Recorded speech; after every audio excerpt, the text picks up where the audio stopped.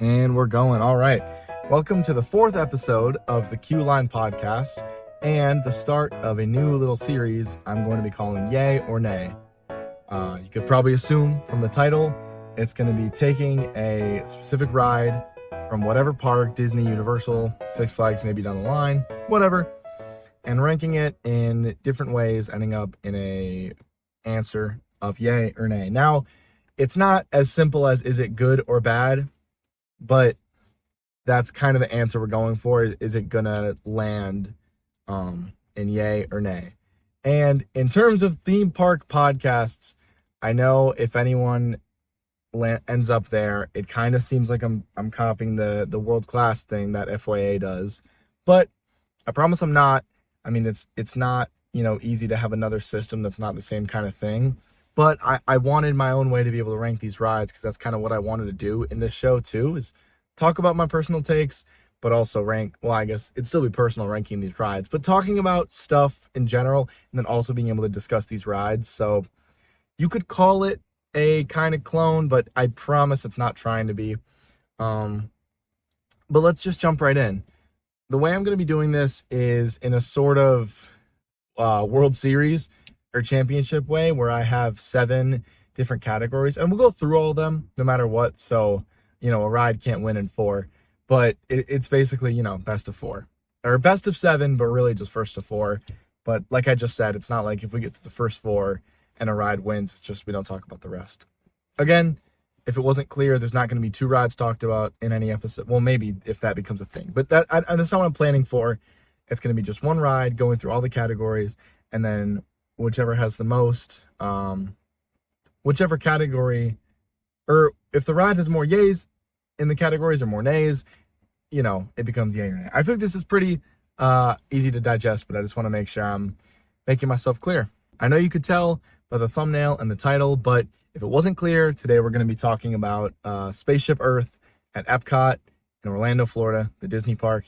In case you don't know any of that, it's in Florida, Orlando, Epcot, Disney World, all that jazz. Spaceship Earth, that's what we're going to be discussing today. Really quick, just 1 second, I want to say real quick, if you're on YouTube, it would mean the world to me to leave a subscribe or even just a like, a comment, anything, just some sort of interaction. So, YouTube knows people care and I know people care, and it just makes me feel good. On the other end, if you're listening to this on Spotify, or if I get it to Apple Music, rate the podcast 5 stars, keep listening, follow, all the good stuff. But I really appreciate any of you here. And yeah, let's jump right in. All right. So it'll probably become pretty repetitive with these episodes down the line, but just with this being the first one of the series, I kind of wanted to do a brief explanation of the different categories. I had them written down here so I don't forget, if you're wondering on the video version why I keep looking down. But yeah, I really wanted to go over these and kind of hit them hard the first time, so that down the line, I'll obviously go over them, but I wanted to explain why I picked these 7 in this first episode. So the first one being, I just wrote down track. And this is basically the general just layout of the ride. So obviously not every ride is a roller coaster, right? I mean, there's stuff like Rise of the Resistance where it's literally called a trackless dark ride. Like, trackless is in the name. There's no track. Category being track, meaning just the layout of the ride. So if it's a water ride, the way it moves around. If it's a roller coaster, obviously the track of it. If it's a trackless dark ride, just the path you follow. Like, it's nothing about the physical track, but the path you take. And I'm not ranking it based on, well, no, I am ranking it based on like fun, but I don't want to say like not that compared to like the story or anything, but more the path. Just basically, is it fun? Is it enjoyable? Am I predicting the next move? Am I being wowed at parts? Just basically the enjoyment of the layout of the ride, which brings us to our second category, which is the queue. I think it's pretty easy to tell what I mean by that, but if you can't, the queue, the line of the ride, hey, the queue line, right? But literally, is it fun to wait? Is there stuff to look at? Are you going to be glued to your phone the whole time? Is it enjoyable? Again, really is basically the theme of this. With that, and that kind of goes into the next category, but I think I'll keep it within queue, is pre-show elements, right? If they become part of the ride, like they're right before, that becomes maybe this gray area, middle zone. But for the most part, pre-shows easily being part of the queue, that's part of the rating into it. But yeah, I think that's pretty easy to understand. Our third one would be story, which could make or break a lot of these. I feel like, especially just the roller coasters. Not that roller coasters, are any less valuable than these big theme park rides. However, that is what I'm going to be that's one of the categories I'm going to be ranking these on is story.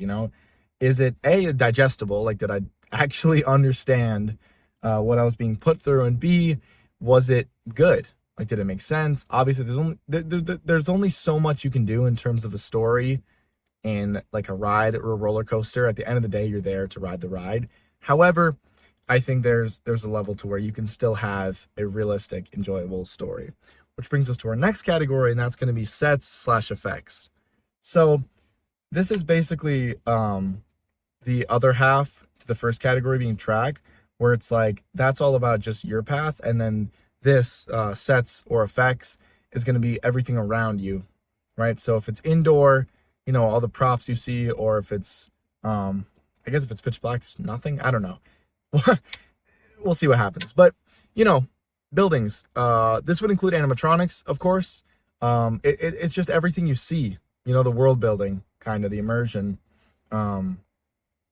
Sets, props, effects, lighting. All the technicalities of the ride that you don't see or that you don't think about. How much work goes into it, but that kind of thing. Which brings us to number 6, which is going to be re-rideability. I'm sure you can pick up what that means, but you can't. I'll say it. Do I want to re-ride it? Right? Obviously, any ride you can re-ride. There's no actual restriction. But do I want to? And maybe not even just immediately after I walk off, because I don't think every ride needs to do that. But at least in the rest of the day, am I thinking, we've done that, we're good probably for the day? Or am I thinking, if there's one last thing to get on, I probably want it to be that. Just in the coming hours, do I want to re-ride it? Hello, this is Carter in post. I had just realized how dumb I am when I wrote them down. I forgot to write the final category, and I'll come back in later in the episode to talk about it. But just know every time I say like 6, I really mean 5. I think I just jumped one of them near the start. So, like I said, I'll jump back in later in the episode. But before I give my final verdict, I say the score, and it's just kind of wrong because I only listed 6 topics. And I know this is embarrassing for the first time doing an episode of this Yay or Nay series, but I just want to make that clear. And the next ones, I'll say it right, but this one I missed the final category, so sorry. And these are in no particular order. I just want to make that clear. These were kind of as I thought of them, and then I moved 1 or 2 around, and I was like, you know what? What matters is the points at the end of the day. It's not a race to 4. But our last category is going to be innovation. And I think that's within the theme park scene. And this one could bite me a little bit because I don't want to call myself a coaster head because I don't know all the technical terms within the tracks and what they do. But it's a mix of innovation in what a ride track can do, but also innovation in the theme park scene, which I think everyone listening or watching kind of understands what I mean. But I don't have a real definition for this one of like, did it innovate this? And it's just kind of like within the world of theme park rides, did it kind of spark anything? Did it turn everyone's heads and be like, oh wow, this is something we could do? Or is it something we've already seen, even maybe that they made an even better version of, and they innovated on that previous ride type? Or is it none of the above, and it's kind of just something we've seen before, and it doesn't innovate on anything? Hello, I'm back. I'm just gonna make this quick because the video has enough of me yapping. But my last category is impact slash place in the park. So I'll describe it more later in terms of Spaceship Earth. But basically, was the impact on the park that it's in good or bad? Yay or nay, obviously. But also, does it have a good enough place in the park? Like, does it fit in the land or the park itself? And is anyone in agreement that, it makes sense and it's in the right spot? But yeah, it's impact slash the place in the park. So, boom. That is all my categories. Like I've said before, it's going to be first to 4 / best of 7. However you want to look at it, majority wins, and it's going to be either yay or a nay for the ride. Real quick, for anyone who doesn't know, I want to go over the contents of the ride, kind of just what it's about. And I don't want to do like a deep dive history kind of thing because I just don't think that's what the show is about.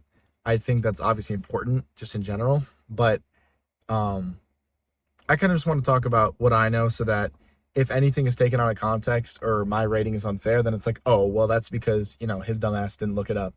But basically, you get in this little, it's almost like a people mover, kind of like square ship, I don't know, seat, ride, vehicle, I don't know.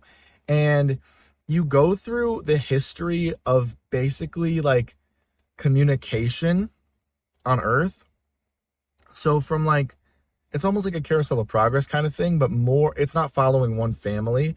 It's kind of just the development of everything throughout the world. So it's like tablets to like, the printing press to the libraries to, I don't have another example, but it's a couple things, it's not like, well, I think the first computer is in there, but it's obviously not like, smartphones and shit.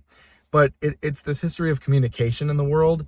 And then at the end, you kind of sit back in your chair and you tap a couple weird buttons on your screen of like, oh yeah, I live in the US and I'm a male and I'm whatever. And then it's like, it gives you this cute little prediction of your future where it's like, wow, you're going to be, super smart and you're going to live here and you're going to have a nice family. I think I'm kind of making that shit up at the end, but there's a weird kind of future telling at the end, but it's obviously all in a hopeful kind of way. It's like, the world is going to get better and better and you are going to be part of it. I explained that really bad, but that's basically Spaceship Earth.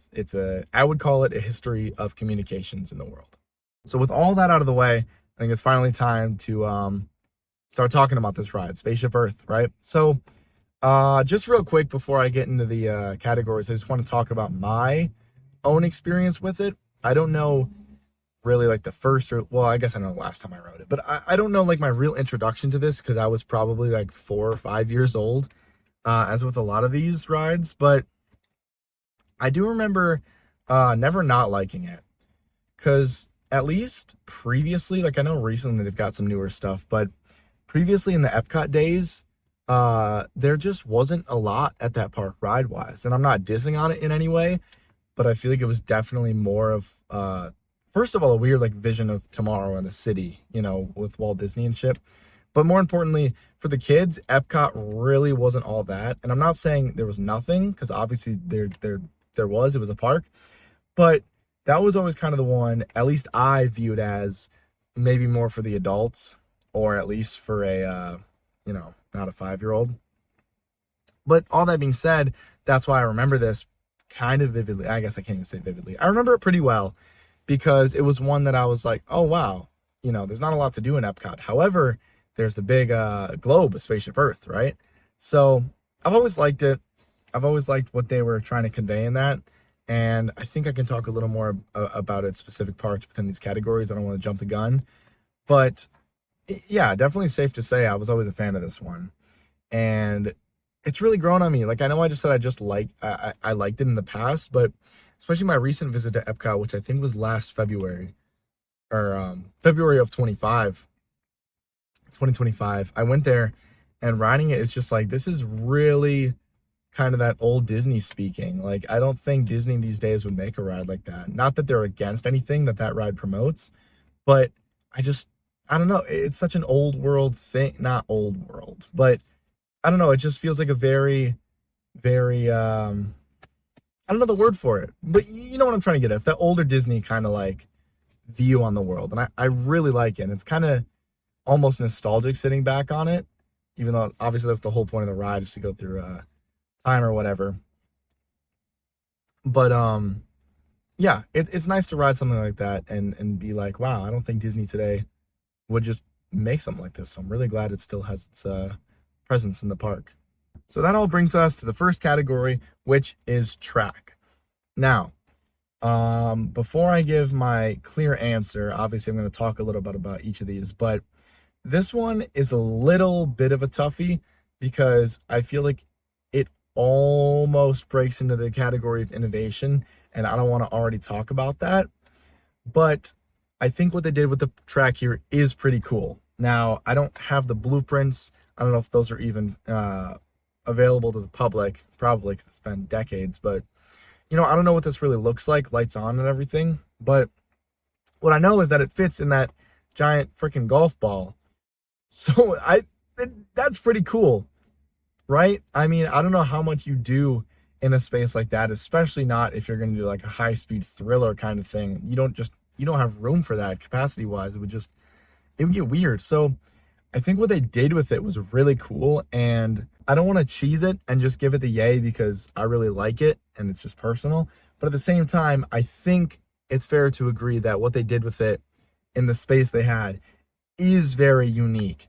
And I think that deserves enough attention over the fact that, sure, the track might just be going in a weird, shaky circle around the globe and then it falls down a little bit. Like, the track by itself is not the coolest thing. But given the background of what they had to work with, I think that passes. I think the track passes. That's going to be a yay for me. And if I realize that that was a little boosted and a little unfair, and that's my bad. But I think, again, given what they were given, that is a pretty cool track. I'm giving it the yay. Which brings us to our number 2, which is the queue. Now, I'm just going to go right ahead and say nay. Nay, nay, nay. I know there's a couple things to look at, and I think there's, some history of stuff, but for the most part, what my mind is remembering is a lot of getting cooked in the sun outside. I think you don't walk around the ball, but it's this big like rectangle of switchbacks, or I like to call it wind, like you're winding. It's just wind. But switchbacks outside in the sun, and it's kind of got that Donkey Kong kind of queue where there's like a couple umbrellas spread out, but not over the whole thing. So you've got a couple spots where you're sitting under the shade, but the parts where you're in between two umbrellas, you're just getting cooked like a little chicken. So that's a nay from me, because you're sitting outside the whole time. There's not even anything to look at, and you're getting cooked by the sun. And then when you finally get inside, that's basically just the ride. It's what I remember is you get inside and there might be 1 or 2 more switchbacks, but I'm pretty sure if that's not the last room, then maybe it's just a 1 more, and then you're on the ride. And the wait's never bad.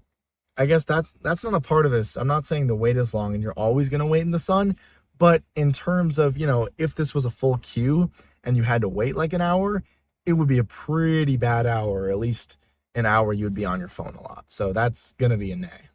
That brings us to category 3, which is story. Now, this is pretty different from most rides, I'd say, because the story is not within a world. The story is within our world, which I think is pretty cool. I'm not saying it's a bad thing, but the story is Earth itself, right? So, I think they definitely pass. It's a yay from me, but that all being said, they still had to work with it, right? I think they earned the pass. It's not like they took the history of the world and like made it really shitty just because they could. It's like, oh yeah, you all know what happened. It's like okay, yes, the story is just the story of our own Earth, but they had to tell that to the audience in their own way. I'm not saying just because their story is like accurate and legitimate that it's getting a pass and it's like believable or whatever. I think it's really cool how they took the history of the Earth, at least in terms of this specific topic, and told it through a theme park ride. I think it's undeniable that's a pass. Like, I don't have a lot more words to explain myself, but I think it's pretty fair to say that's a pass. Next up is going to be category 4, which is sets and effects. Now, if you've never been on the ride, you might be thinking right now, it can't be that good, because not the ride can't be good, but these physical sets or whatever can't be top of the list, number 1, because it's so old. Like I said, I don't know when this came out. Let's say I don't even know when Epcot opened, maybe 1990 something. I'm unqualified, but it's amazing, right? It's not. I mentioned this in a different episode, but it's not at all the top of the list tech or the newest like technology and animatronics or whatever. And that's not what you need to immerse you into something. It's, like I said before, it's the history of the world in these different like chapters almost of Earth. But within each of them are these fully sculpted scenes and some animatronics, a lot of statues. there's a couple of each. But like I said before, it's like Carousel of Progress, where each scene has its own almost individual personality, and it's really cool. I think they have one of the burning of what's that Library of Rome, was it? Where all that stuff got lost, or maybe it was just before that, talking about that library itself. I'm gonna sound stupid if it's neither of those, but stuff like that. They craft these really specific just sets for each part of the ride, and it's it is a beauty riding that. This is a little side topic, but the AC in there is crazy too. So you're in a super hot day in Epcot. Either you're about to walk around the world or you already have, and getting in this ride is just such a like I don't know, such a it brings you to a whole different world, even though it's our world, right? But it's nice and cool in there, and you get this nice history. But really, you're immersed in each little land that it's showing you, each little part of the world almost. So I'm kind of just yapping on here, but if it wasn't clear, yay, it passes, 100%. I think that is without a doubt a pass. That is the whole point of the ride, and they executed it perfectly. On to category number 6, which is re-rideability. Um, I think I think based on the rest of this, you could probably tell what my answer is going to be on re-rideability, but it's a yay from me.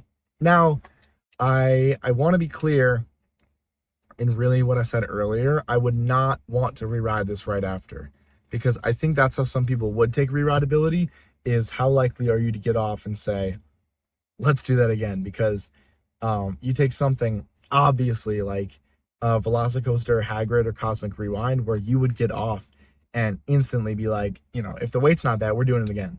Like, you get off, it's like we're doing. Then that's how it used to be on Tower of Terror and Rock and Roller Coaster. Well, I still would be to this day, but I mean, I haven't been there in a while. But I would get off those rides and there'd be a 5-minute wait. I'm like, we're doing it again. It's not a question, right? It's like, we're doing it again. But I don't think that's necessary to call something re-rideable in a good way, right? Like, oh, that has good re-rideability.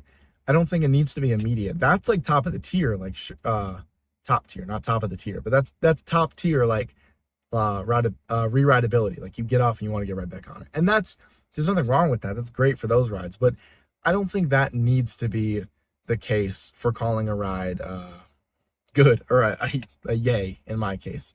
But yeah, all that being said, I get off this and I don't want to get right back on, because in all honesty, it's a little slow, and there's nothing wrong with that. Like I said, it's a good break in your day, but I don't want to take let's say 15 or 20 minutes out of my day to ride it and then be like, yeah, let's do it again, because at that point I've just sat through like 45 minutes of the same story twice, which again, I've already said, I love. I'm not hating in any way. I love this ride, but it could be definitely done twice in a day. Like, let's say I do it in the morning and then I walk the World Showcase, and then at the end I'm like, oh, don't you just want to sit back on Spaceship Earth and watch this and listen to this? And it's just such a beautiful ride. But yeah, I kind of want to defend myself there, because I know I would not want to get right back on it. However, I would in the day, and I think that's good enough to count this as a yay.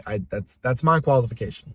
If it's not yours, I'm sorry. We can have different opinions here. We can have a different ranking, but in terms of my ranking, it's going to be, would I ride this at least in the day or the next coming hours? All right, this will be my last time jumping into the video here, but I'm going to go on to say we're on our last topic, which is innovation, which is not true. The last topic is impact slash, the place in the park. And I'm going to make this quick because I go on to talk a lot about it on the other stuff, but I had to jump in here quick and save myself and say it's a yay, it's a pass. The impact with the ride itself, I think, is overwhelmingly positive. Like, nobody walks out of that unless you're looking for just, high speed dopamine. Nobody walks out and it's like, oh, that wasn't that good. I think the impact on every rider is super high. It's like you feel full of knowledge, but also it's just relaxing. And then also the place in the park is just like perfect. If we're still seeing Epcot as this city of tomorrow, and kind of this just world of not even just communication, but world of like technologies and information and of the sort, I think Spaceship Earth fits perfectly. That's probably the best example of that. So Ignore Carter for the rest of the video when he says that's all the categories. I forgot to talk about impact, and I will not forget it in the future, but just know this is me talking about it now, so when I say it again later, I don't sound dumb, but this is it. All that being said, moves us on to the 7th and final category of innovation. Wow. I mean, yes, 100%, right? This is such a different ride. I know there's a lot of kind of historic showcases. Could be lying because I could only name Carousel of Progress off the dome. But how many rides have you been on where you actually sit in a moving vehicle and you have a moving dark ride throughout the history of time? Like, there's got to be other stuff out there that's like historically themed. I'm not saying there's not, because that's just impossible, but this had to have been the first big one, or it's the only big one I know of, so clearly it's got something. But clearly, at least for me, yes, it is an innovation. Yay, 100%. That's an innovation. Back to the first topic, track. Like I was saying, still for innovation, but like I was saying with the track, I think that's crazy. I mean, do indoor dark rides exist? Yes, they all are. That's why they're dark. They're indoor. But you have like a ball. That's not even just a ball. It's like a golf ball. I don't know if you call it a dome. It's got to have some sort of name with all them triangles. But you have a ball, and then you have such a weirdly shaped track for a dark ride in there. There's no way any other park has something like that. That is 100% yes on innovation. So that leaves it at a 6 out of 7 for yays, which honestly I expected either a 5 or a 6, or maybe if I argued for a 7, but it's not much more or less than I expected. I picked this ride because it's got such a weird kind of foggy place in my mind where I know it every time I ride it. I'm like, oh, I remember that. Oh, I remember that. Oh, no, I remember that. But sitting here, I'm like, I couldn't recite it word for word, which I don't think is a bad thing. But I thought it'd be one fun one to talk about to start this little series, because it's just a very interesting ride, and I like being able to sit here and talk about it. But I think it was also a good introduction to this series. I'm going to start kind of my wrap-up speech here, but it might take a couple minutes. I think sitting down here and doing some more of these will help my delivery of all these points. I want to get someone else on here to talk with me. I don't know if I'll just grab one of my buddies or find someone online, but I think it would give these episodes a little more value. I mean, no hate to myself, but I think it would mean a little more and just have a little more content to listen to if I had someone else to discuss all 7 of these points with. And also, I feel like I just can't sit here and talk about each point for 5 or 10 minutes each. It's pretty simple. It's like, do I like it? Would I give it a yay or a nay? And this is why. And I do like what I've got with the system here, with the yays or nays and the categories. I don't think anything is too biased. If it becomes that down the line, I can obviously go in and tweak something, and that's just the way we'll carry on doing it. I think, like I said earlier, the one thing on my mind that maybe would have to change is the re-rideability, to be more of, do I want to ride it right away after I ride it? No matter what, that's the only way it gets the yay. But I don't know, the way I see it is just like, you shouldn't need to you shouldn't want to have, I don't know what I'm trying to say. You don't need a ride to want you to re-ride it right after you're done riding it. I don't know if I'm phrasing that right at all, but you know what I mean. For it to be a good ride, you should just want to re-ride it at some point. It doesn't need to be right away. But yeah, I think it'd be nice to get someone else on here just to yap off with, so I'm not just by myself and repeating myself a million times like I tend to do. But I think that's it. So yeah, that's about everything. I think it's about time to wrap up here. Taking up about a half hour of your time. You mean the world to me if you've sat here throughout all this, or if you listen to any of this. I really appreciate it. Like I said before, if you're on YouTube, a subscribe and a like would mean everything to me. If you're listening just to the audio, leave a follow, rate it 5 stars, all the good stuff. Leave a comment on YouTube, like I said. Any sort of engagement, interaction really just helps YouTube know I exist and helps me know I exist. But yeah, of course, leave any recommendations in the comments if you'd want, of rides to do, but also ways to tweak the system. But that's the nitty gritty. It gets weird. I don't know how to change categories until I've done a couple rides to know that they're biased. But yeah, I should have a couple more of these coming out the next few episodes. Maybe I'll do 1 or 2 more general discussions in the midst, but I've got a couple rides that I want to talk about in this yay or nay system. But this is the first one. I just wanted to get down, sit down, record it, get it out, see if it does any better or worse than the other few episodes. But yeah, I've said it a couple times. Love a comment about just anything in the world. And yeah, I really thank you for sitting here till the end. I appreciate so much that you've let me take up this part of your day. And I hope the next ride you go on is a yay, and you get off and you say, wow, yay, ha ha ha, get it?